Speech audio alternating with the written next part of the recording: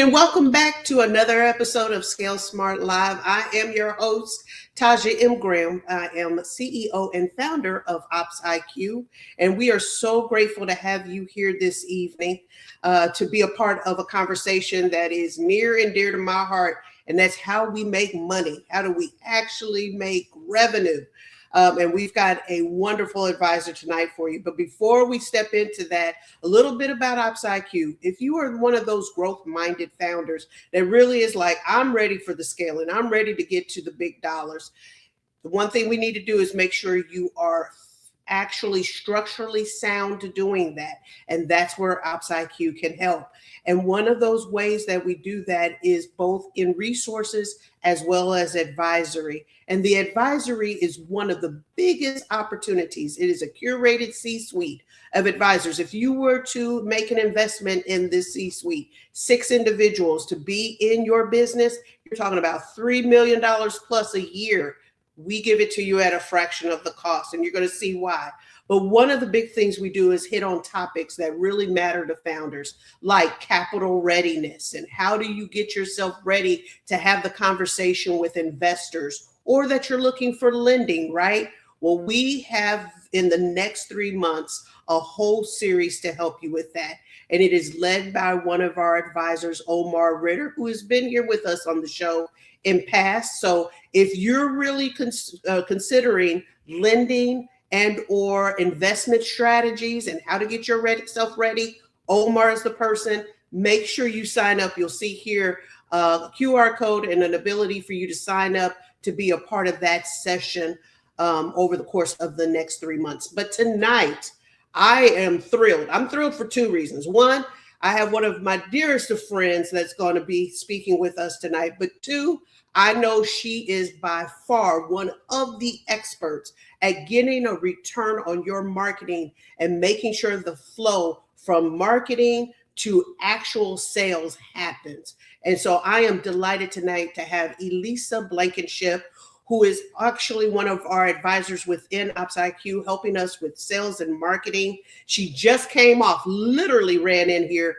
as she just finished her first cohort session with us in the platform. So if you hear tonight something that really sparks your ears, lead over to Ops IQ and make sure you sign up to be a part of the next Tuesday's cohort conversation as she continues to build upon how to do that successfully. So Elissa, I am glad to have you here tonight, my friend. Welcome. Hi, Taja. I'm giving you a hug. It's so nice to see you, and I can't wait to dig into my favorite topics of marketing and ROI. I'm thrilled. Thank you. So we have a background together. We've spent a lot of time in this area. You've known me as a sales leader and coaching in that arena for a long time. And I've seen you in your wickedness of smartness in this element as well, helping sales leaders and coaches in this arena. So tell us all a little bit more about your background. I don't want to spoil it.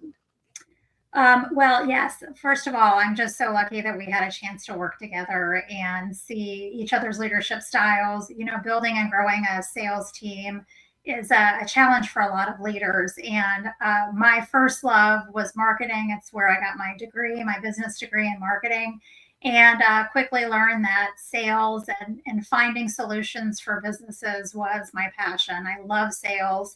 But sometimes I would get frustrated with the marketing function and the marketing side of it. And I also got frustrated with the ROI conversations of, in this day and age, and I've said this for 20 years, in this day and age, why aren't we able to measure where our customer is and what they're looking for? So as salespeople, we can effectively meet their needs and shorten the sales cycle and win for everyone. So I've been fortunate to have a background in media and in digital social media. I started 2 businesses that were the loves of my life and had the opportunity to work at a small consulting firm. And now I'm doing fractional sales and marketing. So my career has really taken a big journey. I will say the most important job was being a mom and raising my 2 kids that are now off the payroll, for all of you that know what that means. So I'm super proud of that too. Awesome. And I'm so grateful again to have you not only here with us tonight, that is the big cherry on top, but working alongside of our growth-minded founders that are within OpsIQ and giving them direction on exactly our title tonight, building revenue clarity through strategy, ROI, and how that looks in the digital execution platform. So as we dig in a little bit here tonight, kind of give us, Elissa, an overarching why this topic, what comes to mind in brief, and then we'll dig into what that means. I think when you look at businesses that are in that mode of we've just started, we've gotten our first customers, now we're ready to hire salespeople and hire marketing leaders. The biggest challenge is not aligning sales and marketing. The biggest challenge is getting everyone on the same page and then equating every action to, I have spent X amount of money, what return has it provided me? And the smaller company you are, the more important every dollar is. Even if you're a well-funded startup in Series B, C, if you are getting ready to be acquired, or if you're part of a venture capital fund, everyone's looking at every expense. And I read something today on LinkedIn by an executive recruiter that said business leaders are being asked to do so much more with so much less. And there's really no excuse now for leaders not to be able to clearly measure return on investment. And if they can't measure it, they don't get those budgets. So it's crucially important in early stages to understand how to make marketing and sales work together, because the reason we're all in business is to make some cash. Absolutely. And this resonates with me, not only, as we look to helping founders that are exposed to OpsIQ, but even as a business owner, personally, I deal with that, right? Is making certain that every dollar, it's almost like a chess game, right? Every move has to be so strategic in making certain that the end goal gets achieved, right? Like you have to masterfully be mindful of the considerations that you are thinking about and how it will make impact to that bottom line, that revenue. Absolutely.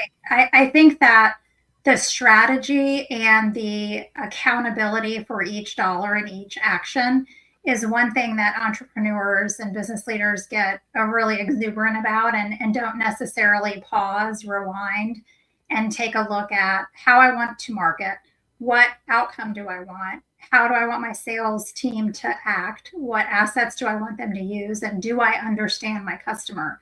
And I think all of those things are crucially important. And some of that work's not fun, it's not interesting, but it's critical to ensure that you are doing the right actions, creating the right demand, following up on the customer or prospect in the right way, and pulling them through the sales funnel. It's just, I think it's the most important piece of business before you win a customer. Yeah.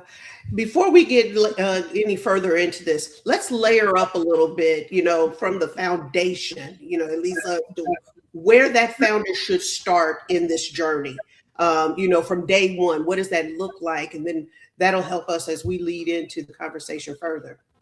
So, I know we had our 3 questions for what we wanted to cover, and really the answer to the first question is tied into this question as well, which is you really have to start with the math.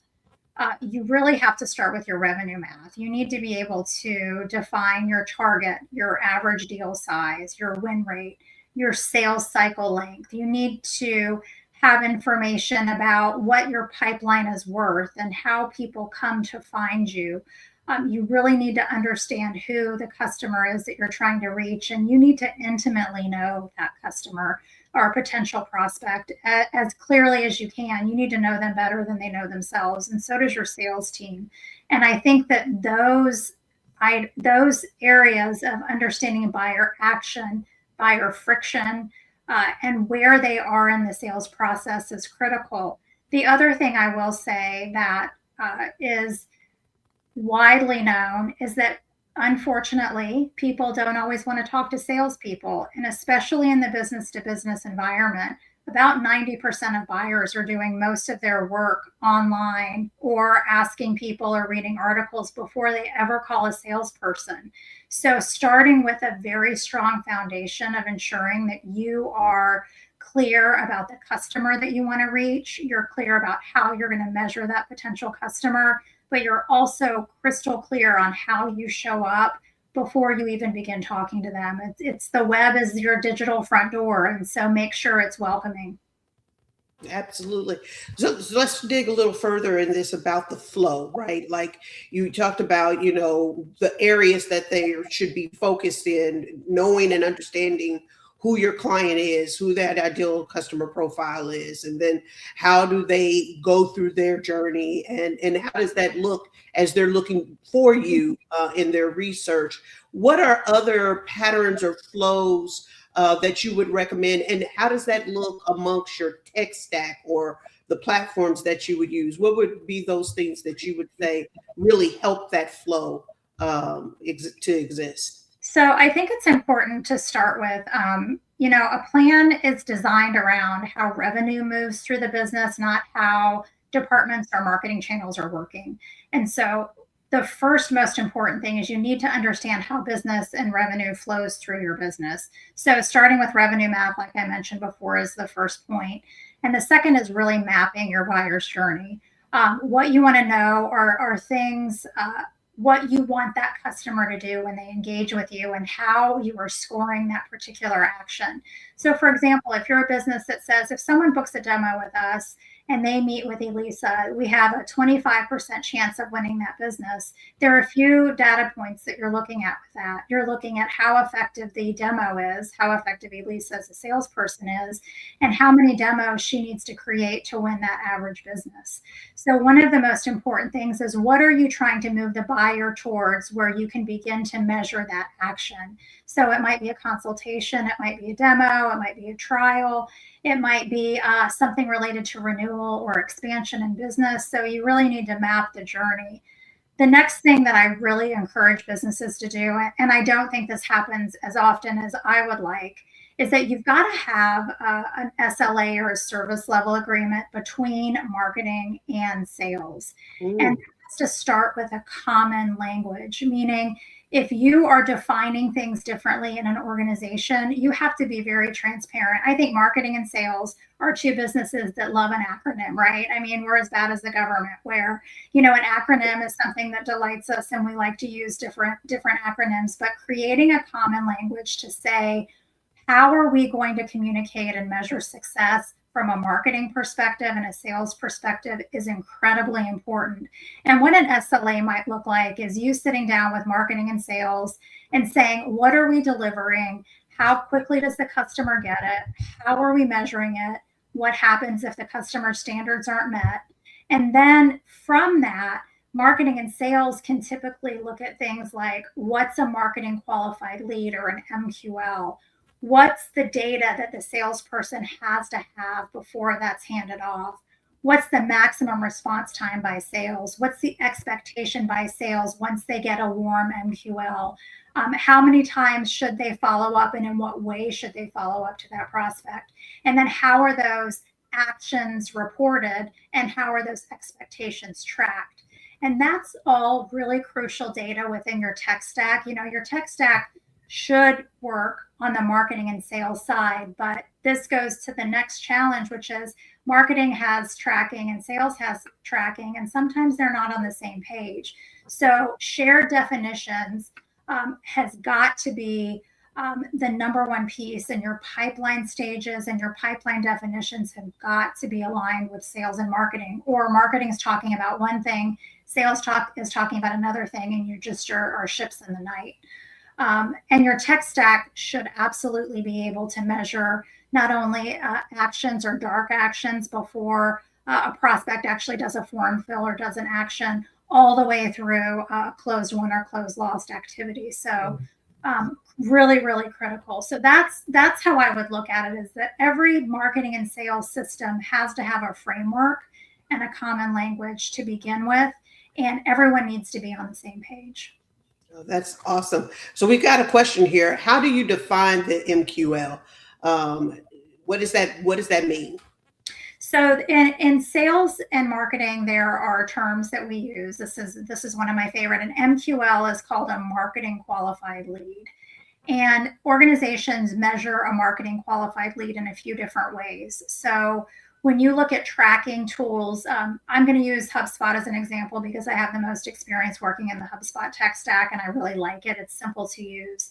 So on the marketing side of HubSpot, you have the ability to track activities that either a dark user, and I consider a dark user somebody where they haven't done a form fill, but perhaps they're consuming some of the content that's on your website or some of your other assets that you have tracked within the system so that you can follow what they're looking at and what they're reading. The other information that you can track on HubSpot from a sales side is marketing communication that goes out from your sales team to a potential prospect. So a marketing qualified lead is different based on what type of business you're in and how you determine if that person is ready to speak to a salesperson. Typically, an MQL is somebody who has taken several steps within the initial sales process and raised their hand saying, I would like to talk to a salesperson now. Now, they're not actually going to raise their hand and say, please have sales call me, but that may look like, I'd like a demo, I'd like more pricing information. And so different organizations measure MQLs in different ways. So that's a marketing qualified lead as far as this person has been identified as someone that we as an organization can market to. They become an SQL when it's passed off to the sales team. And that means I'm ready for the salesperson to reach out to me directly. But marketing's responsibility is really to track those actions so they know, should I continue to market to this person? Should I market to this person in a different way? Should I market to the buying committee in a different way than I market to the actual person purchasing the product? So it's all of those actions that take place that say to the marketer, this person wants to communicate with us because they may be researching a solution. That's MQL. And just to recap, SQL is they have raised their hand in some way or given a trigger that says sales needs to reach out to them because they've created, there's a buying signal associated with it. Yeah. I want to ask this question because, it sounds like this is perhaps at times when you bring in that agreement, it's because you're dealing with a defined internal team. How do you see it, Elissa, play out when both of the functions, both marketing and sales, are external functions that you have resourced? How would you advise that founder to bring those two entities when they are two separate houses together in alignment for that? So this is going to be probably a controversial statement. I believe that number one, the sales leader, if they do not have a strong marketing counterpart, should own the marketing and sales function. Ooh. If you do have a strong counterpart, then I think it needs to be explicit that marketing is the first step in the sales process. So I believe that marketing is part of the sales process, not a separate entity.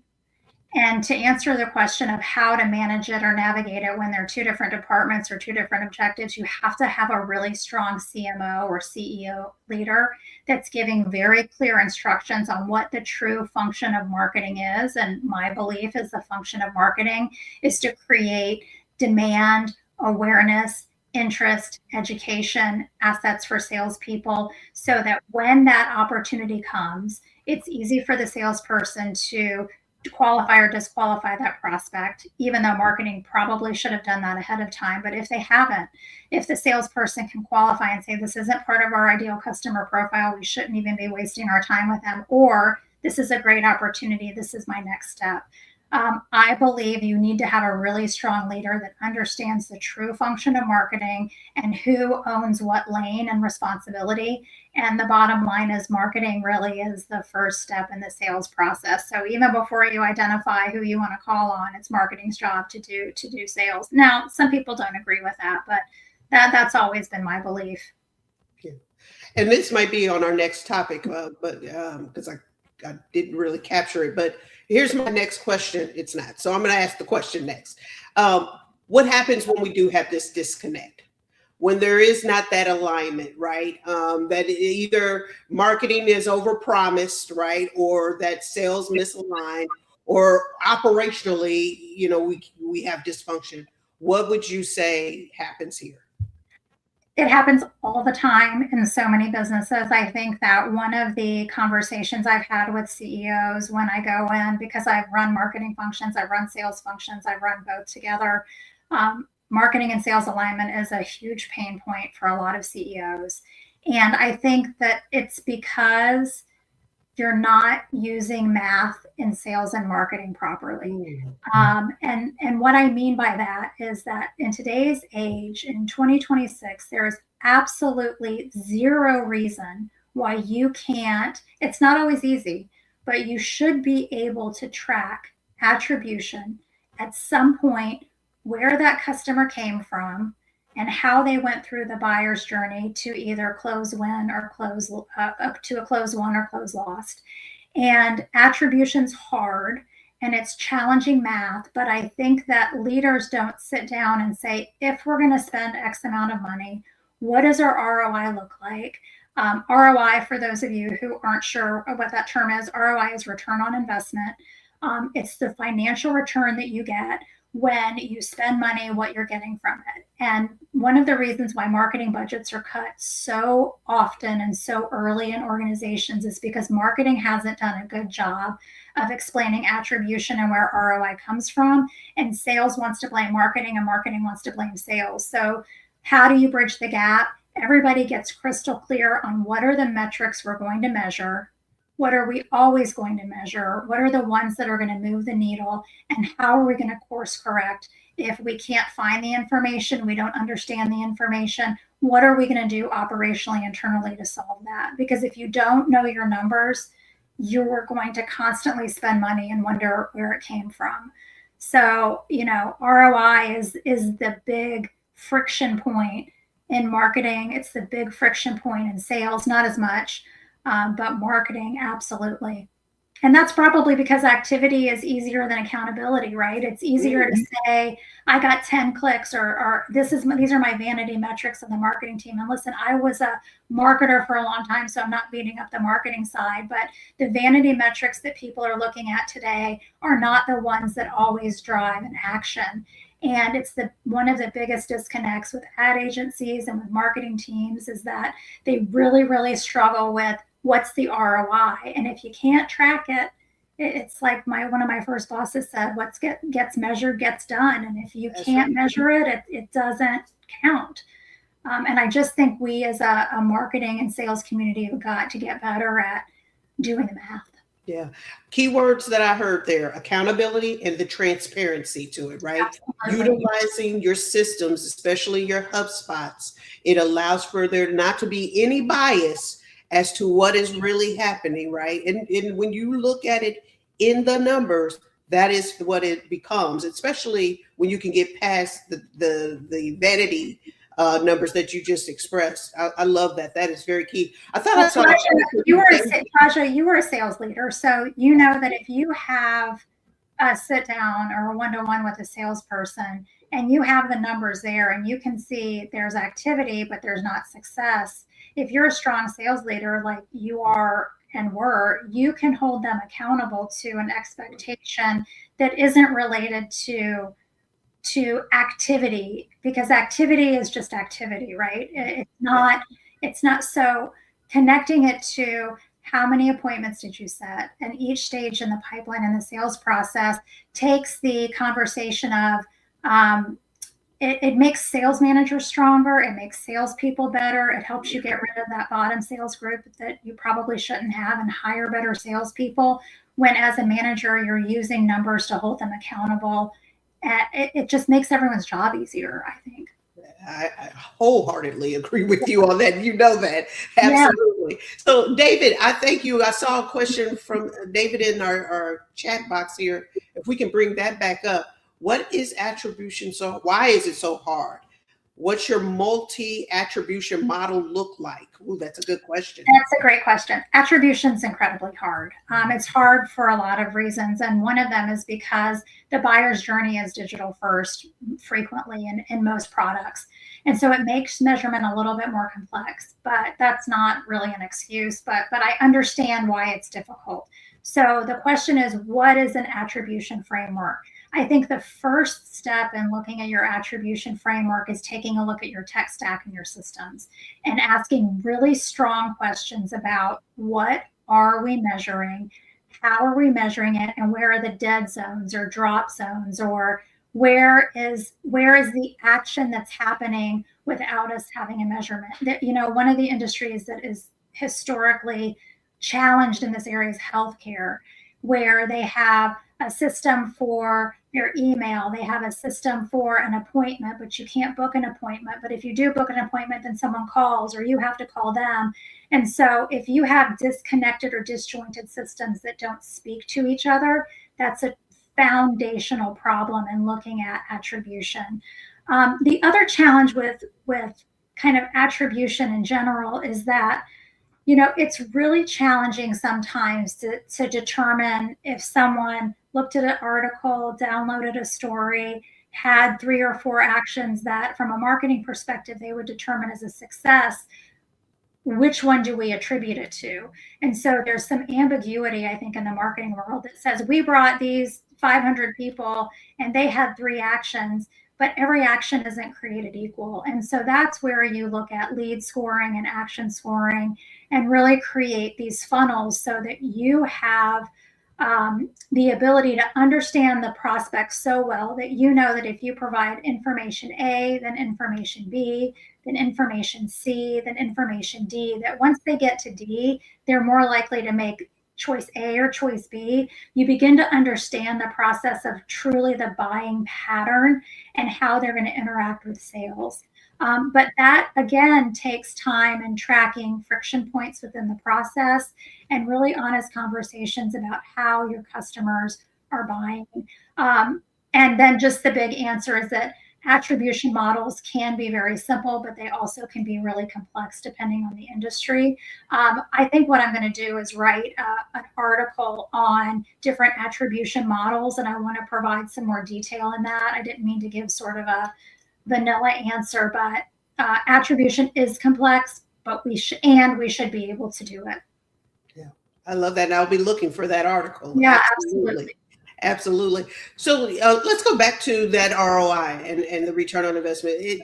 People get butt puckered, especially in the organization when you talk about those expectations of ROI, right? So how should leadership, the CEO show up in those accountabilities, holding people accountable to the return on investment, but yet not stifle what is innovation and ability to deliver in that space? Well, I think one of my favorite quotes is ROI is not a marketing metric, it's a business metric, right? You have to look at it from a business perspective. You also have to be willing to understand that marketing is not an exact science. There's an art, absolutely an art to marketing. And so one of the things that we really need to look at is that don't discount the value of A/B testing. There's going to be a certain percentage of your dollars that you may attribute to that didn't work, and that's okay. I think an organization has to be comfortable with every single dollar that's spent may not lead towards a closed one. I mean, that's not really realistic. If somebody could come up with that formula, please let me know because I want to stop working. But the truth is that you have to have some flexibility within your marketing and your sales to test different tactics and determine what works and what doesn't. And I think this gets back to business 101, which is communication, clarity, expectations, clearly articulating this is where we want to go, this is what we want to accomplish, this is everyone's lane and their responsibility, and then together this is the expectation for how we're going to work together and how we're going to measure it in a non-punitive way. I mean, salespeople, I always laugh and say salespeople are the only people that every action is scrutinized, and no one else's action is scrutinized more than a salesperson, right? And we really need to start not scrutinizing, but looking at how the actions across organizations are measured, what adds value and what doesn't. So I think ROI has to be a bigger conversation outside of sales and marketing, personally, because organizations really are leaking, they're leaky buckets. They're losing a good bit of business because they just don't know where they're losing money. So hopefully that answered that question. Yeah, I think absolutely. So you actually had several startups yourself, right? In the digital space, you know, as you being that founder, what are points did you realize strategy alone wasn't enough? That you had to be relying on systems that you had in place to help you in that shifting. What did that look like for you? So, the whole digital footprint and how it impacts your business, I cannot be underscored. That is where we all are. We carry our phones with us everywhere. We're doing research. AI is answering questions for us. The language learning models. When we're driving and we say, "Tell me where the closest Vietnamese food is closest to me." All of these engines are informing us of decisions and purchases, and so I think that what we have to do first as business owners, especially in the B2B space, is recognize that many people are getting information again before they're ever talking to a salesperson. So the question is, are you going to be one of the businesses that shows up? And your digital footprint is absolutely your calling card for your subject matter expertise in an area.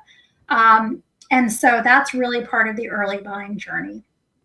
And the reason that's important is because it shapes trust, right? People do business with people they know, like, and trust, and that are referred by other people. I think that's an important addition. If you said to me, "Elissa, you need to call this person because they'd be great at solving this problem," wouldn't I would hire them right away because I trust you. I trust you. And if you said this is the right person, I wouldn't. I would do my own vetting, but that would go a long way. And so I think we have to use that lens when we're trying to sell to people or trying to market to people, that they're doing a lot of that information online. So they are looking at online reviews to see what other people said. They're looking at how businesses respond to online reviews, which is really a delightful thing for me to look at. They're looking at how that business shows up, how often that business shows up, if that business wants to have a conversation with customers, if that business anticipates the questions that need to be answered before they talk to a salesperson. So all of that's really important with shaping trust. But it also, when you go to a website that looks like it was created when the interweb started, right? You automatically have this perspective of, these people, I don't know whether I trust these people or not. So just how your site performs, the user experience, the clarity of call to action. I mean, I don't know how many really high-end websites I've gone to where I'm like, I just want to get a phone number to call someone, and you can't find a phone number. And so I think that the user experience is really critical. I think it also affects your speed to revenue. If you can find those solutions to answer customers' questions in a clear, transparent way, and transition that into, we'll have somebody call you and reach out to you when you're ready, I think that's when it's really, really critical.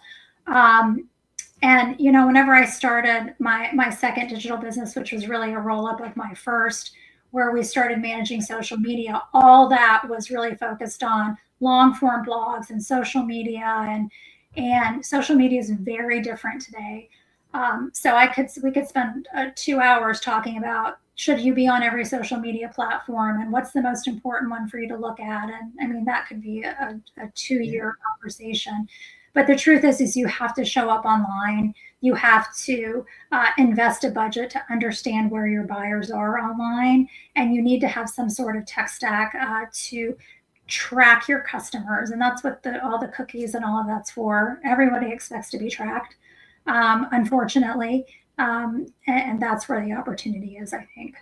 Yeah, and you've hit on a very valid point. Your digital footprint really does have a quiet influence in your revenue. I mean, you want to pull in a little bit more on that, but founders need to realize that, right? Like you have to, and you alluded to it. Be selective in what of the social platforms that will be expressed best for your business.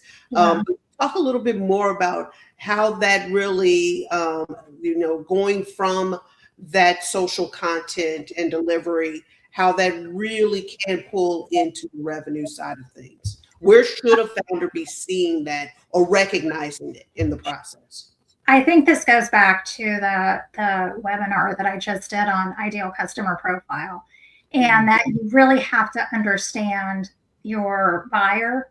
And then one of the conversations we had is that so many complex sales now have buying committees, larger enterprise deals. There is not one buyer. You typically have a buying committee, and you don't always know who all of those people are that are influencing a sale or purchase. But what I can promise you is, even if you don't know the IT person that has to approve this purchase that you're selling at an enterprise level, they are reading about your company. They are reading about solutions. They are vetting you. And so having the ability to answer and validate and create a trusted partnership with dark users, meaning people that you don't know are either influence of the process or don't want to opt out because they don't want to be called by a salesperson, that's critical. It absolutely affects conversion. It affects your speed to revenue and the cost to acquire a customer. But the other thing to remember is it's not just digital. You do have to remember that throughout the buying committee, people receive information about buying certain products and services differently. That's why there's still conferences. That's why there's still trade journals. That's why there's still, albeit, it's diminishing significantly, but that's why there's still newspapers and online, is that you have to know where your buyer and your buying committee are consuming information to make that decision.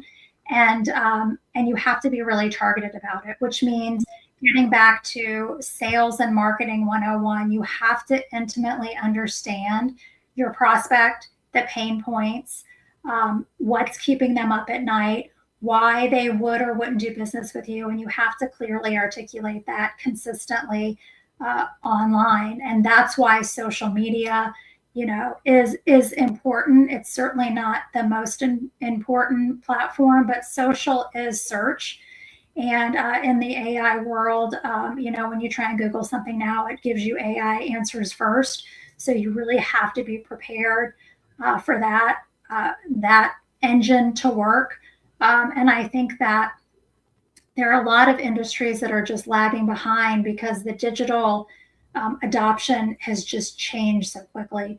And it is a challenge. So finding somebody that understands the marketing mix of your ideal customer and the allocation you need to allocate to reach them before the sale happens, and then supporting salespeople with sales enablement content that's going to pull the sale through, are all really, really important functions of sales and marketing.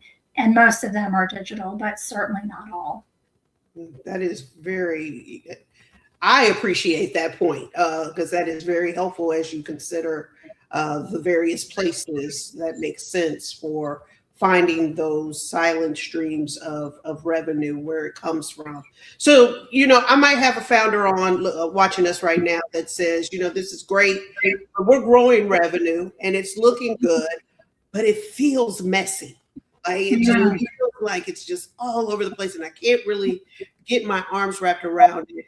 What would be the alignment checks that you, as we look to close out the show, what are those alignment checks, be it in marketing, in the actual sales, in operations overall? Where would you suggest they go to get that alignment? So CEO founders are the most beautiful group of people because they had a vision and they believed in it, and they got people along the way to invest time and money and energy in their lives to help build this dream of this founder investor. So and CEO, and what I would say first is that founder CEO that's moving their business from 500,000 to $1 million, and then $1 million to 2 and 2 to 5.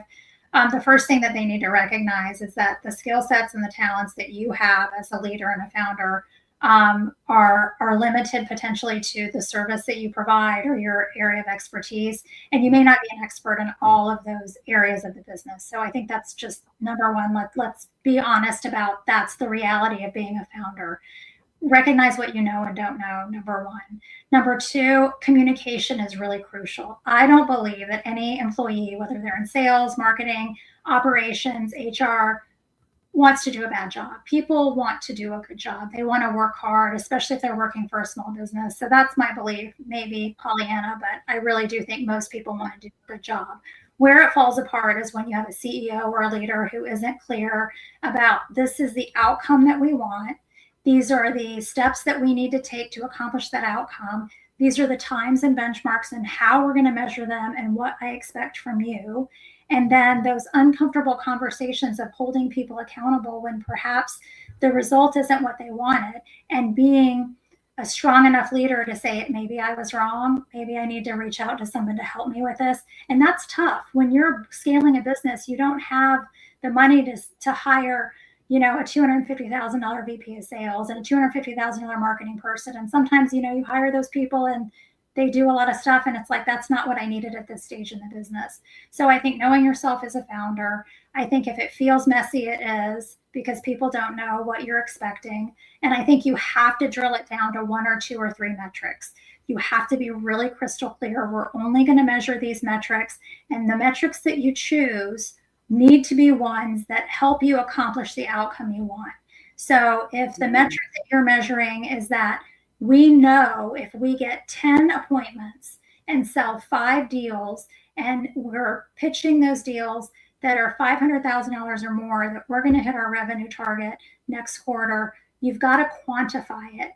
This is not the time to be nebulous or wishy-washy, and then stick with it. Don't, as founders and CEOs, and I was so guilty of this, that when I started to see that something wasn't working, I wanted to throw it out and let's start something else. But that creates chaos. It's hard for your team. So really spend time building that framework and communicating expectations, holding people accountable and measuring, and then course correct as you need to.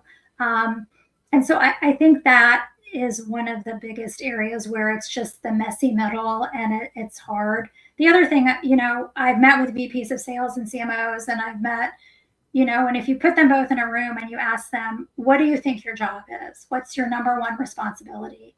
And if they're not clear on it, which happens at really large companies and mid-sized companies and small companies, but it happens a lot in larger companies, it would surprise you.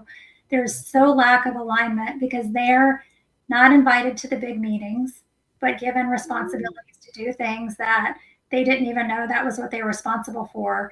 They're given too many metrics. They're expected to do too much with not enough resources. And so I think CEOs, founders, CEOs all have to take a reality check and really drill down to clarity metrics, 1, 2, or 3, that are going to help you achieve the outcome in quarter 3, quarter 4, in the next 1 to 3 years. You have to have somebody that has the nimble ability to do that. And that's the responsibility of the leader. And if the leader can't do that or doesn't have the skill set, then that's a beautiful time to ask advisors to come in and specifically help with those metrics. Because what you measure gets done or it doesn't. And if you don't put metrics to it, you're just going to continue to be frustrated. Yeah. I have so appreciated our conversation today, my friend.